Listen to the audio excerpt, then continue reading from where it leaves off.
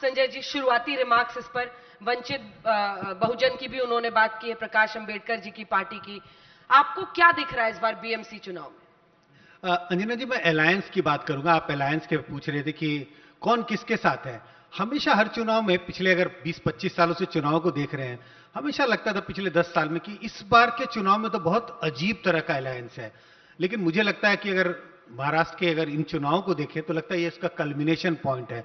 सब सबके साथ है और सब सबके खिलाफ भी लड़ रहा है। तो बहुत ही विचित्र है। और मैं चर्चा भी कर रहा था कि हम एकेडमिक भाषा में अगर कहें तो पूरी की पूरी एक पीएचडी इस पर हो सकती है, भारतीय चुनाव में अलायंसेज, और महाराष्ट्र उसकी एक केस स्टडी है। जहां तक बात की बीएमसी चुनाव की बात है कि कैसा दिख रहा है, किस तरह का रुझान देखने को मिल रहा है, मुझे लगता है कि अगर दो अलायंसेज की बात करें, हालांकि 3 अलायंसेज हैं, तीनों अलायंसेज को देखें, अगर 227 सीटों में एक अलायंस को इतनी बड़ी बढ़त चुनाव होने के पहले, वोट डलने के पहले ही मिल गया, तो मुझे लगता है इसमें बहुत ज्यादा कुछ कहने की नहीं है कि इस वक्त किसको बढ़त दिखाई पड़ रही है।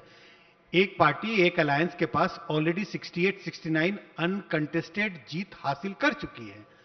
लगता है कि बढ़त तो, इनिशियल बढ़त जिसको हम कहते हैं शुरुआती रुझान, जब काउंटिंग होती है तो बार बार इस बात की चर्चा होती है शुरुआती रुझान में कौन आगे है। शुरुआती रुझान तो बिल्कुल स्पष्ट दिखाई पड़ रहे हैं, एक तरफा है। आगे आने वाला समय बताएगा कि चुनाव कैसे आगे बढ़ता है। बीजेपी शिवसेना के पक्ष में? बिल्कुल बिल्कुल, बीजेपी शिवसेना के पक्ष में दिखाई पड़ता है।